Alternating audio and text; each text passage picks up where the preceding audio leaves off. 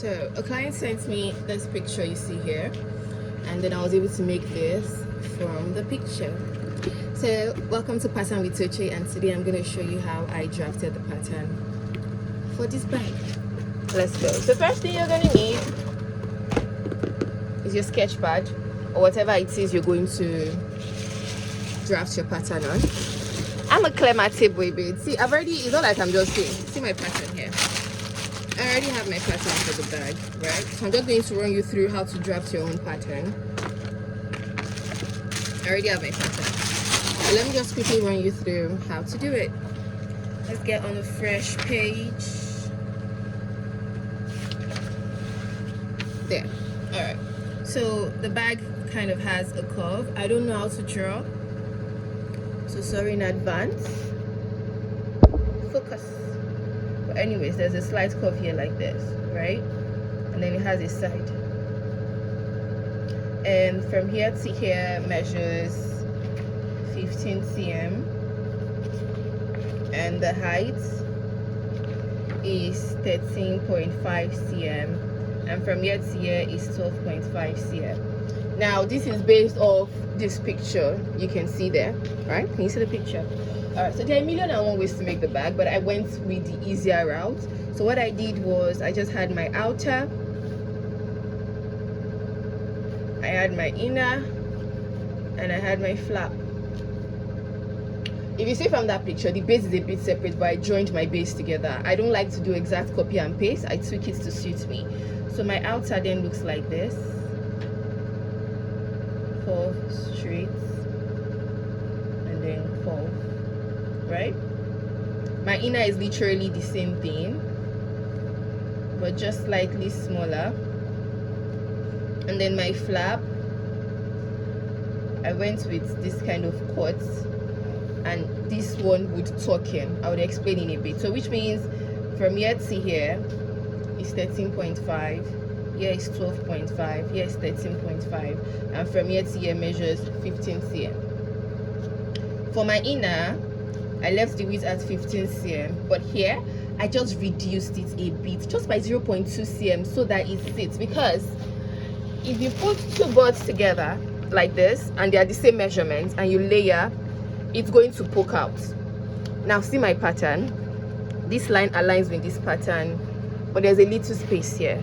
But when it is when I fold it, see, it's straight. But if you make it exactly the same thing, this would poke out and it would ruin your pattern.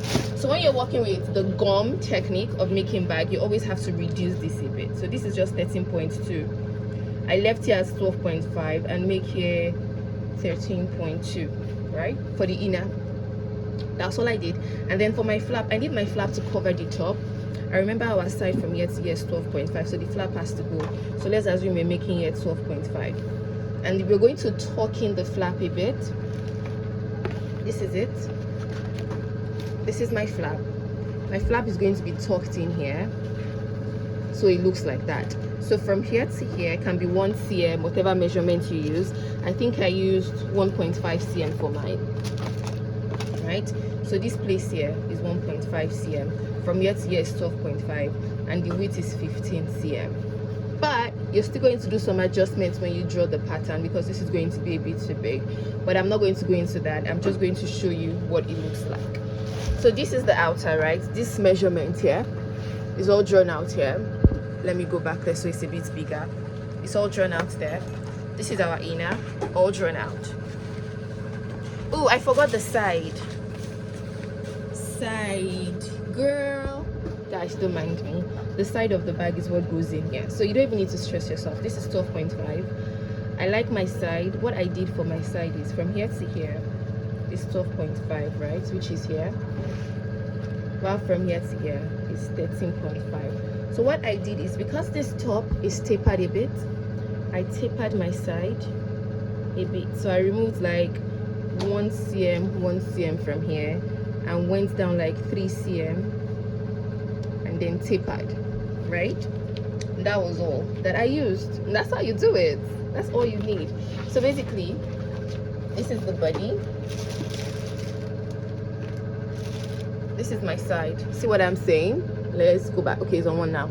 See it? It's tapered. and I punched this hole here because I want to I fixed this here. Oh, I've speed it all. I wanted to show you guys what they look like. This is what they look like. They are called chain holders, and they come with screws that you tighten. Focus, come on.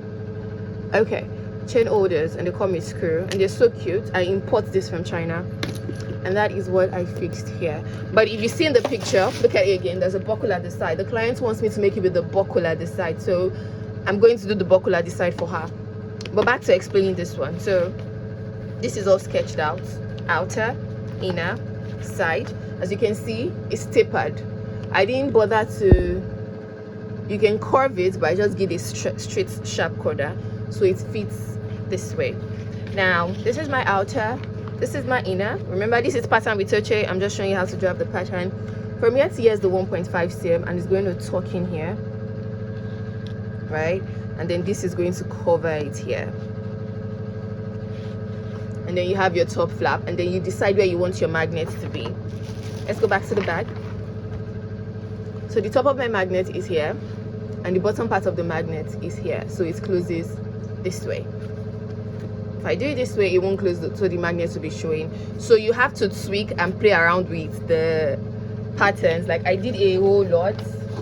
This is chipboard. This is called chipboard. I first attempted to make the pattern with chipboard.